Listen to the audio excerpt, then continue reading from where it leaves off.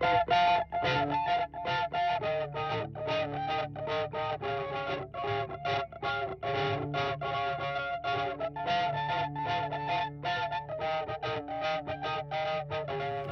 to Soundbite, the podcast where we talk to interesting people in the Maritimes about their stories and current issues. I'm Caitlin Dutt, one of your co-hosts. And I'm Tim Porter. Okay, we're back. We're back into the arts. Yes, we are. This time into Theatre New Brunswick with Natasha MacLellan, our guest today. Right. Welcome, Natasha. Thanks very much. So I understand you've been in Fredericton for a few years now. Yeah, I moved here at the end of 2018. Oh. In fact, my first real day of work in the office was my birthday, November 26th. Nice, nice. What a great birthday gift. Yeah, it was. They were in the middle of rehearsing the Christmas show, The Lion, the Witch, and the Wardrobe. And nice. I showed up and jumped right in. Right. That's awesome. Yeah. And you're the artistic director? Yes, I am. And currently the artistic and executive director. So I have to keep an eye on the math as well. I see. Yeah. Unfortunately. Yeah. Gotta make sure the books are balanced. Yeah, indeed. So tell us a little bit about yourself. You're from Nova Scotia, I understand. Yeah, I'm a Cape Brettoner. I grew up in beautiful Margaree, which is on the Cabot Trail. Oh, nice. Yeah. And I went to Halifax when I was 18 to go to university. Okay, yeah. And I lived there for 18 years. And so it's actually the place I lived the longest. Nice. Yeah. Nice. And then I moved to Parsborough, where I was the artistic producer at Ship's Company Theatre for 5.5 years, like 6 seasons, and then I came here.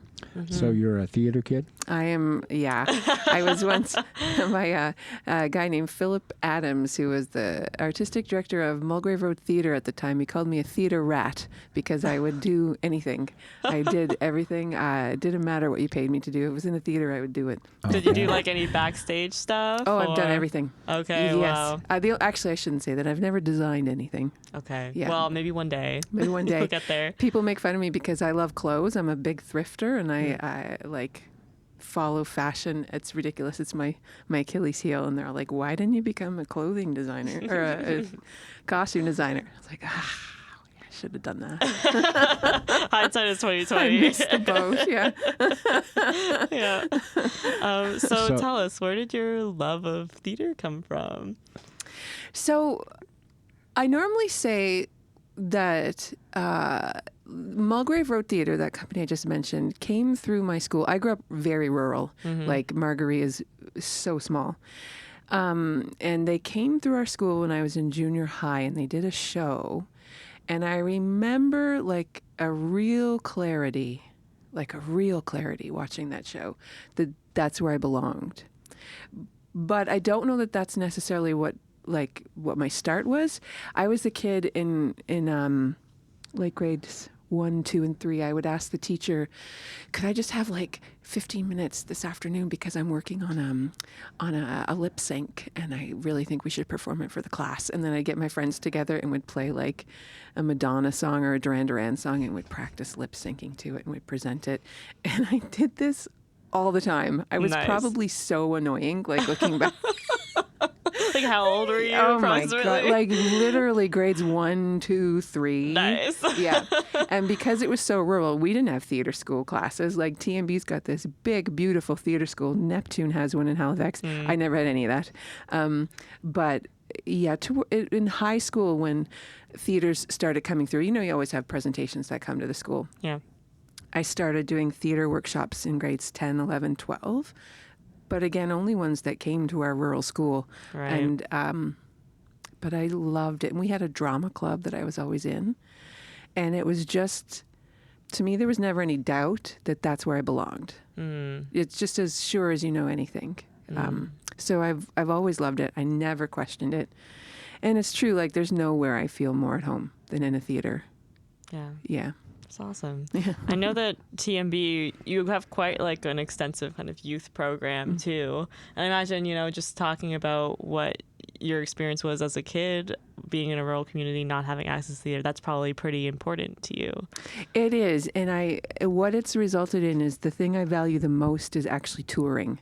And when I took this job in 2018, when I was being interviewed, they're like, and everything we do tours. And I was like, I think that's fantastic because other companies or communities benefit from having things that aren't in their community, So I am quite proud of the touring that TNB does.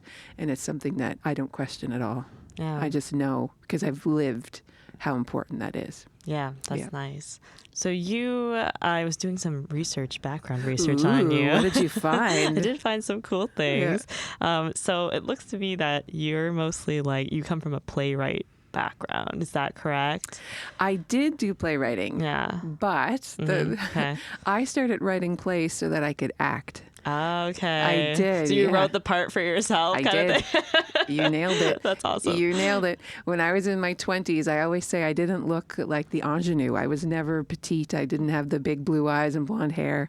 Men never, and it was mostly men doing the casting, but a lot of women, they never looked at me and saw the girlfriend. So I started writing plays that I could perform in.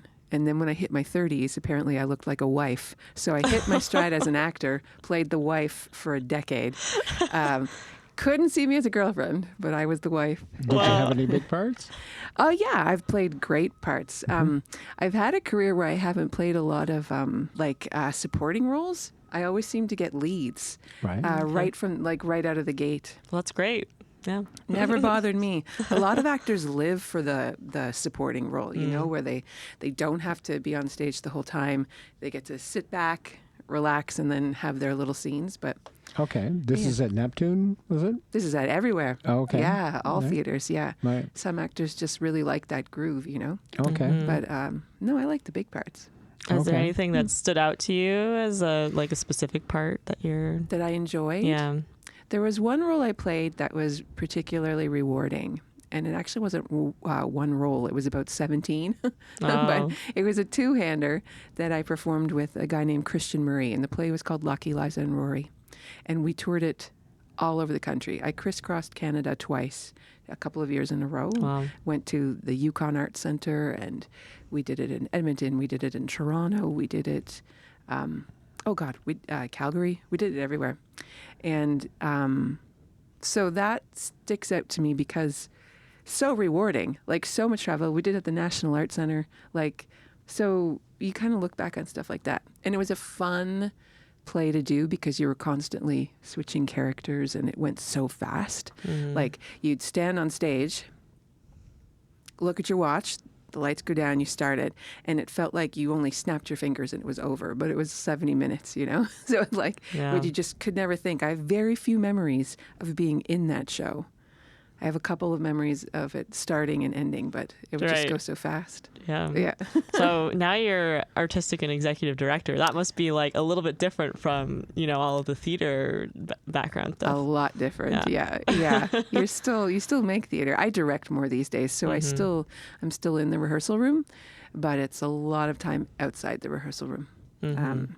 Raising money, balancing budgets, doing contracts, paying bills, advocating for funding, going to board meetings. Yeah. Oh, yeah. What have been the highlights since you've been at Theatre New Brunswick? Administrative or artistic or? Artistic. There's been a lot. Our show Bluebirds was quite a success. We remounted it this fall and took it to Nova Scotia. We toured for 2 weeks. We're also working at the moment of taking it international. Hopefully that's going to happen soon. A real highlight for me, something I'm quite proud of, is that we've increased the output of plays by New Brunswick writers. Mm-hmm. Nice. TNB doesn't have the most robust history of doing New Brunswick playwrights, and that's my background. I do new play development. I'd rather work on a new play than do Shakespeare, Mm-hmm. So I'm really proud of that. I would say we've at least tripled. Oh, no, that's probably a bad way to put it. The number of plays we've done since I got here that are by New Brunswickers, I would say compares to the number that were done in the history before I got there. Mm-hmm. And the company's 55 years old. Yeah. Yeah. That's quite significant. Yeah. Although if there are historians listening, they might object because our young company has always done a lot of local things. I'm gonna limit my summation to main stage. Right. Yeah. Right. Okay. So you did also get to work under the guidance of Jenny Monday and Mary Vingo, who are two significant playwrights. Yeah. So what was that like for you to be able to work under them? Those two women meant the world to me, and now they've both passed. Mary actually just died last week. Oh, condolences. So yeah, thanks. I'm a bit emotional about it. It's tough. You know, they were fierce. They were extraordinarily intelligent. They were incredibly different women, like incredibly different. Their temperaments were different. And I think through them, I kind of inherited a history. I have in my head, I now know that I'm almost 50, and now that they're gone, I'm now one of those people that contains a lot of memory and a lot of institutional knowledge. This is only occurring to me recently. And that's an interesting place to be, you know? And it's due to them. Jenny taught me how to write a grant.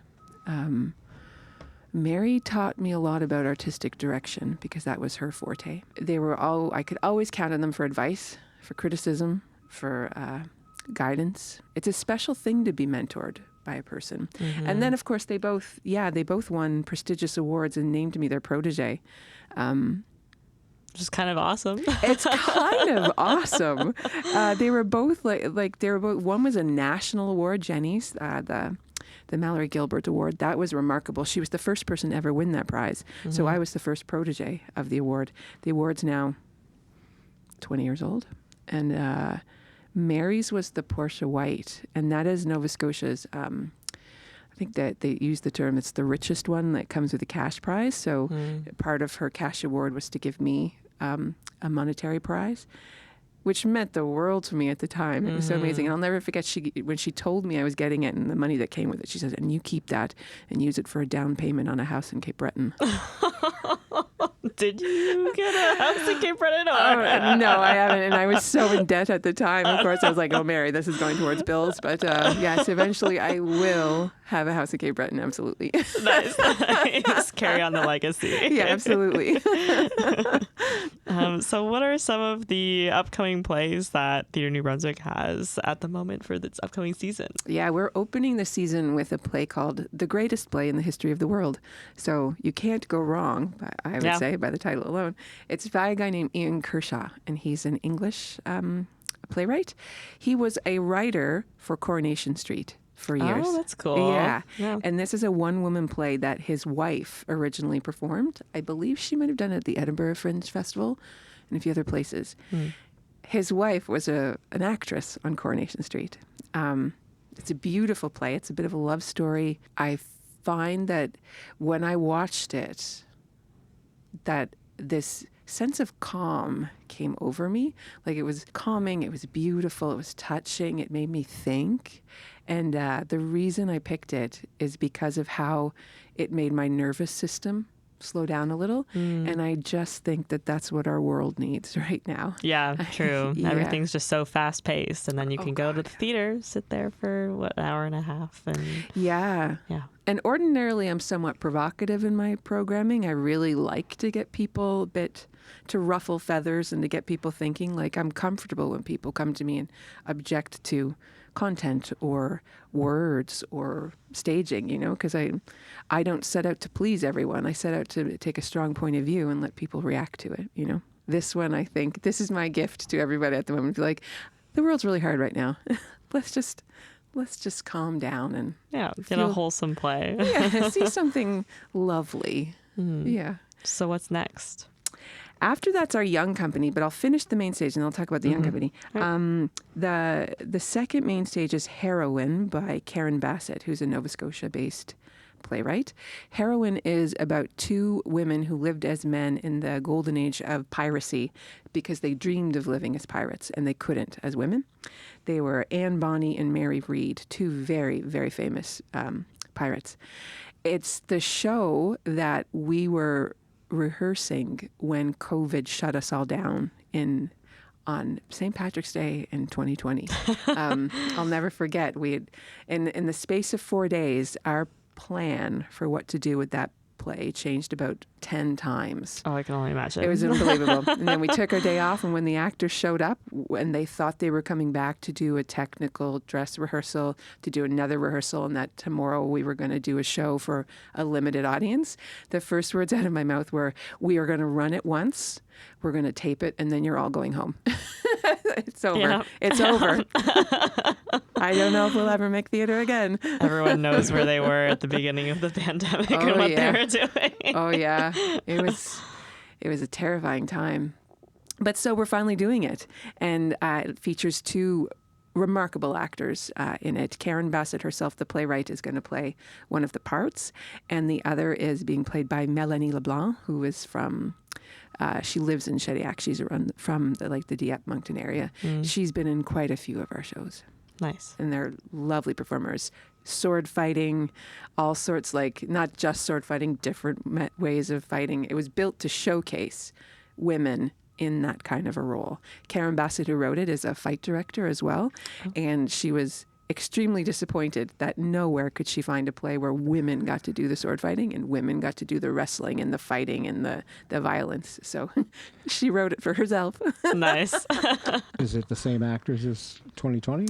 No, Karen wasn't in the 2020 production. There was an incredible actor living in Fredericton at that time when I arrived here. Her name was Abby Page, but she moved with her husband and her son. They're now living in Vermont, and it was just too hard to bring her back. Yeah, but I told her, I was like, I'm so sorry. She was really good in it. So what months does that one hit the stage? March. I see. Yeah. And that's right after our young company. Our young company hits the road in February. They tour for 2 months. And those are 2 plays by New Brunswick writers. The one for the little ones, the elementary school, is Tanya Breen adapted The Velveteen Rabbit. Oh, nice. Yeah. And that's going to be directed by a local director, Alex Ryu. This will be their TNB directing debut. Alex teaches in our theater school all the time. Yeah, he's one of those names that kind of always pops up in the theater world. Yeah, they're very active. And this evening, actually, in Notable, I'm going to the performance of Tilt that Alex and Jean-Michel Cliche do. Nice. A great improviser, great director, great funny actor. And the one for the older students is A Canyon Contained by Jenna McLean. It's being directed by Naomi McGowan. Oh, cool. Who also her TNB debut.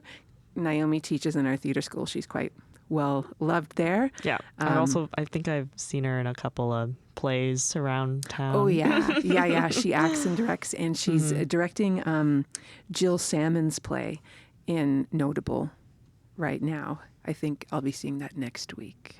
Nice. Yeah. Nice. That's the season. There you go. Well, lots to look forward to. When does I don't know if you said this, when does The Greatest Play on Earth, when does that debut? Yeah, it will be in October. And if I'm very sure I've got this correct, it will be the weekend after Thanksgiving. Over the Thanksgiving weekend, we'll be in the theater doing the tech and the rehearsals. So it opens right after that. Yeah. Okay. Yeah. Awesome. Great. So you kind of mentioned you had been with Theatre New Brunswick since 2018. How has it evolved since then? What's been the thing you've really tried to bring to Theatre New Brunswick as a director? Well, as an artistic director, what I promised to do or saw the opportunity to do was to pull Theatre New Brunswick away from the crowd in a way, because there's a really robust amateur theater community, not only in Fredericton but beyond. There are a number of well-loved and well-attended community groups here doing large musicals. Our school does large musicals. There's a musical theater program here on campus. You've got Branch Out Productions that's doing 4 or 5 plays a year. And Rogue Productions just started, and they're doing musicals. And they're all doing a good job. These are really good amateur productions, and they're huge. And we can't compete with that, because if we did those shows, they would cost hundreds of thousands of dollars because of the way we have to pay people. So rather than trying to get into that mix and do a smaller musical or try to find material that was in the same world, I was like, no, we're gonna do something else. So I've particularly focused on picking plays that, for the most part, like I aim to have the majority of the shows written by local writers or Canadian, but also shows that showcase the craft of the professional theater maker. So if we put music in a show, it's hard to sing. Heroine's a perfect example. The stage fighting, the violence is difficult. It's really difficult. And those women are going to be great at it, and they're going to nail it. Our show Bluebirds was staged very intricately. It featured very intense, very specific movement and choreography sequences, beautiful harmonies, and intense blocking. There was never a moment where those women were resting. They were always moving. So yeah, what I'm trying to do with our shows is to acknowledge the fact that we're in a sea of really remarkable, large-scale, beautiful musicals, and we are gonna swim upstream with our, I like to call them jewelry box shows. I have this image of, a little jewelry box when I was a girl, and you'd lift up the top and you could put all your little jewelry in there. And mine had this little ballerina dancer who, when you opened the top, she would turn around. And it was just this little tiny box of delight for me. So I'd try to that's my guiding light for shows, a little tiny box of delight, because our theater is small. Our casts are small. When we tour all of our shows, so we go to a whole bunch of venues. Oh, I see. So you're planning more for all types of stages, are you? Well, because we do, yeah. Our shows, when we do them, they hit the road. So we play everything from the Imperial in St. John to the W.C. O'Neill Arena in St. Andrews, which is, the stage is just about the same size as this room, So our shows have to be able to expand and contract. So we kind of start all of them with that in mind. Right. Yeah. So one more question before we break. If you could say something to our audience here, why do you think it's important to support Theatre New Brunswick? Well, I think gathering in rooms with community members to listen to stories, particularly stories that reflect the place that you live, it's such a way to check in with your neighbors, to be in real time with people, to have a collective experience, and we have fewer and fewer of these days. You drive in your car and most people are listening to Sirius satellite radio. They're not listening to local radio. People go home and they could be on any number of streaming stations or cable. We do very few things together anymore. That's above and beyond the fact that just sitting and watching a story unravel is powerful in and of itself. We've known this since the beginning of the time. We love stories. They offer insight. They offer opportunity to reflect, to view the world a different way. They increase empathy. There's all the usual reasons, but then there's just our world now actually needs people to sit together more often, in my opinion. No, agreed. All right, so that's all the time that we have for our radio listeners today. Thanks so much, Natasha, for stopping by, and for everybody else that's listening on the podcast. We'll see you after the musical interlude.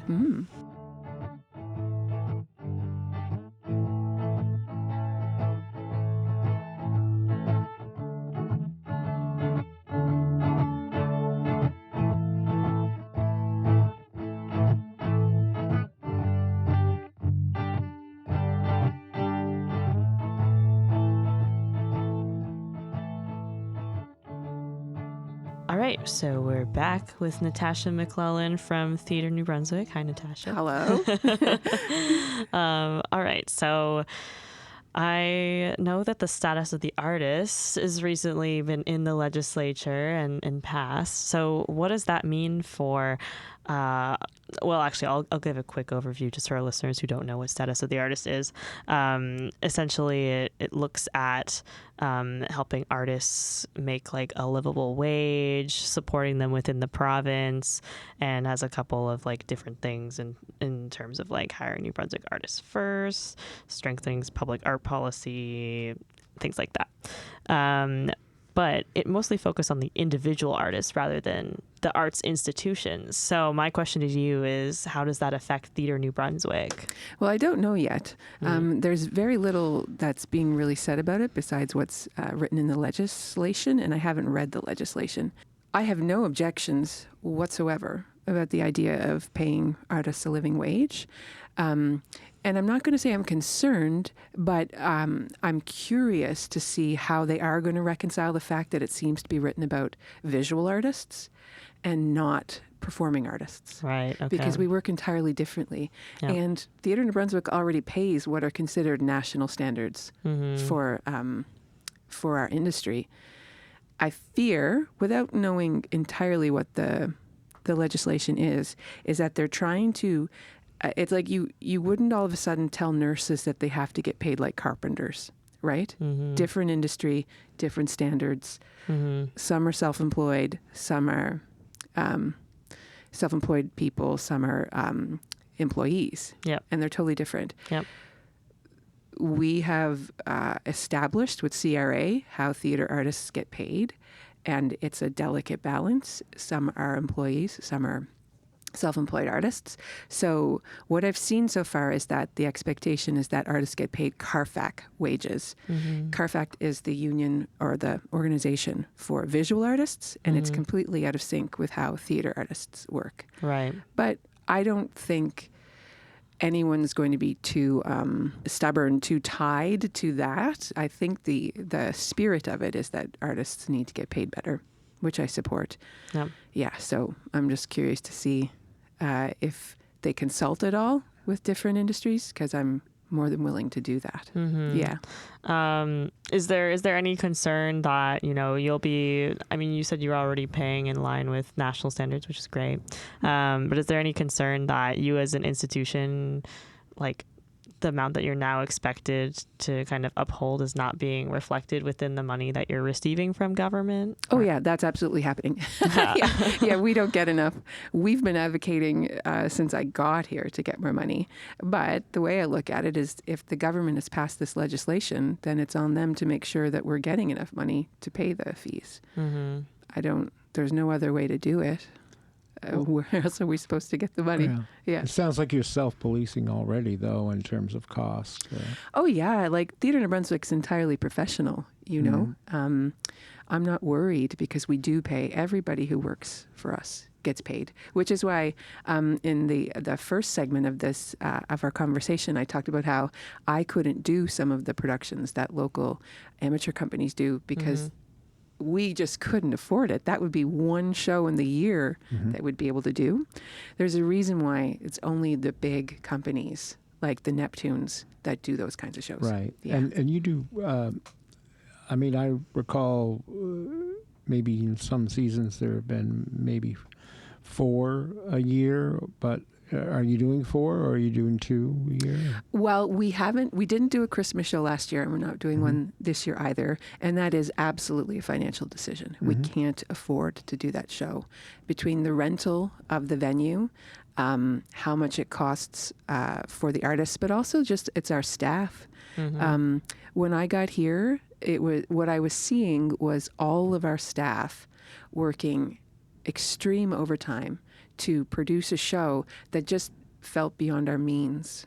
And the world has changed. It's no longer deemed acceptable to require people to work that hard and that long. You can't say, okay, everybody, we're going into 14, 16, 17-hour days for the next 2 weeks. Yeah, so lose suck half your it up. staff. Yeah. You don't do that anymore. Yeah. So I just think we're finding our feet. We're transitioning. We're trying new things, trying to make sure that everybody who comes through our company gets treated better. So hopefully we're paying a little bit more. We also, have to take in designers and actors sometimes for our shows. We have to give them a place to stay when they're here and all those things. So we're just trying to treat people better when they come in. Mm-hmm. So again, upon doing research for this episode, I found that New Brunswick actually ranks last in per capita cultural spending among the 10 provinces, which is crazy. It is crazy. Yeah. Like, no wonder we're the drive-through province, you know? We gotta like promote and fund that. But like, what would be your kind of like ideal case scenario of like government support in that regard? Just for our company? Yeah. For our company, my request would be the Theatre New Brunswick needs from its province a minimum of $100,000 more a year, a minimum, and probably a bit more. Our staff are, like you just pointed out, we're the lowest funded per capita. Our staff don't make what our national colleagues are making. Mm-hmm. So, you know, that affects things like if I was to leave Theatre New Brunswick this year, to post my salary, you're only going to get a specific kind of person who's willing to do this amount of work for that much money, and then all the other places. So, yeah, it would be great to get an increase. And also, shout out to Arts Lincoln B for all these stats. But arts and cultural industries contributed over 609.6 million to New Brunswick's GDP, and directly supported 7,311 jobs. But yeah, we know how much arts kind of contribute financially. In 2022, arts and cultural industries contributed over 609.6 million to New Brunswick's GDP, which is great from a financial perspective. But what about from like a cultural perspective? Kind of like earlier when we were talking about what's the value of getting people together in a room? It's simultaneously, for me, when you talk about culture and arts, it's simultaneously the simplest answer in the world and also complicated. It matters that we talk to each other. It matters that we have conversation.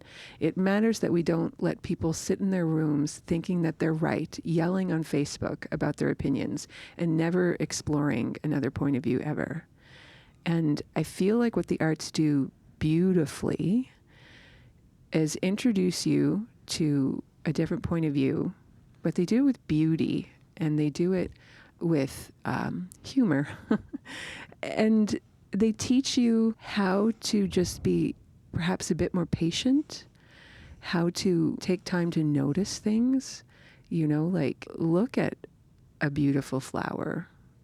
And if you can appreciate how pretty a flower is, then it shouldn't be that much further a stretch to appreciate a beautiful painting, even for no other reason than the colors are pretty. But like if you're able to, it could be as simple as you see a color combination in a painting that you think is beautiful. You don't even have to reflect on how important the piece is. Does it inspire something in you? Does it inspire you to go, I'm going to paint my house that color because that color makes me happy? Do you go to a play and hear someone articulate an opinion or a point of view that you've never considered? And does it make you even a little bit more empathetic or open-minded? Does a song manage to articulate a grief or a sadness or a joy in you that you've never tried to articulate before, just through the simplicity of one person articulating their point of view? You know, like it's hard. It's so incredibly simple. Yeah, no. It's so incredibly simple. And yeah, I mean, there have been like, I think I saw like a recent, either it was a study or a news article too, that said like, you know, participating in the arts, it does do something to like boost, I guess like positive mental health, you know? Oh, yeah. Like it's great just to like be able to get outside, interact with arts and culture. And sure, it's not like healthcare or something like that, where that also needs to be funded in this province. Oh, yeah. But, you know, arts and culture, I think. Yeah, good for your mental health, good for, like I said earlier, your nervous system. Sometimes the benefit of just slowing down your breath and appreciating something beautiful or laughing. These are all, you know, people go to yoga with baby goats and puppies so that they can laugh and feel good. Yeah. That's beautiful. Yeah. You know? Yeah. All right. How are you supported in terms of numbers from New Brunswickers? What kind of numbers? In terms of your turnout? Like audience? Yeah. Do you, I would say we're like, we do well on tour. We tend to like drop into a community for one night, and we often do like fill a house, so that's nice. Yeah, I'm not too worried about our numbers. I think we Right. do okay. Yeah. And so the smaller communities you do a night, and then in the bigger communities you do multiples? Mostly just do you? a night. No, mostly a night everywhere except Fredericton. Right. Although next year we are going to take a show to Moncton for 2 nights. And we're also going to do Heroine for a week in Halifax at I see. a theater there. Yeah. Yes. But yeah, with Fredericton's the only place that we do multiple nights. And you do a week or two? In Fredericton, a week, Right. like 4 or 5 days. I Yeah. see. Yeah. So for this upcoming season, where can people buy tickets? On our website. They're all there now. We announced the season last week, and I'm pretty sure all venues are available because we tour. Like, we actually have a few places on our tour next year that the school hasn't confirmed that we can have the venue because they have to do that in their school year. So we won't sell tickets until we've got 100% confirmed. But, you know, it would be highly unlikely that we're not there. So that's a long answer to say that probably most of them are available. A lot of high school Cool. stages. Especially in like places outside of Fredericton, because the theater in the town is the high school auditorium. Right. Yeah, like Bathurst is one where we go to the high school. We've gone to a few high schools there, and some of them are quite lovely. Yeah, but not every town. And I suppose you kind of pick your plays to acknowledge that maybe some stages aren't as equipped as others. Yeah, we set out from day one, like I said earlier, to make sure that they can expand and contract. It's also part of the reason we've been incorporating projection a lot more lately, because in some of our venues when we're on tour, the lighting situation isn't great, but bringing a projector with us gives us a certain amount of control because we can control that image because it's preset, it's in our projector. So if the lighting isn't great, we've got that. It's also a reason why I like to keep the blocking really fast and interesting, because if you go to a venue where the lighting's not particularly great, I want to know that the show is holding people's attention and it's offering something interesting. So, or like where we put in songs sometime, just to keep the aesthetics and just to keep it exciting and that it holds your attention. You know, I'm not relying on a beautiful light cue to make it this moment work. Like the actors have got it and the blocking's got it. Okay. Well, we got to wrap up. Thank you for coming in. You're welcome. Thank you, Natasha. You're welcome. All right. Thank you for listening to Soundbite, a production of Porter O'Brien and CHSR 97.9 FM. Special thanks to our podcast host, CHSR, our sound editor, March Rojas Velasquez, as well as Adam Porter, who provided our theme music. You can find all our episodes on Spotify and Apple Podcasts under Soundbite, and you can follow us on Facebook, Blue Sky, and Twitter at SoundbiteNB, as well as LinkedIn under Soundbite Podcast.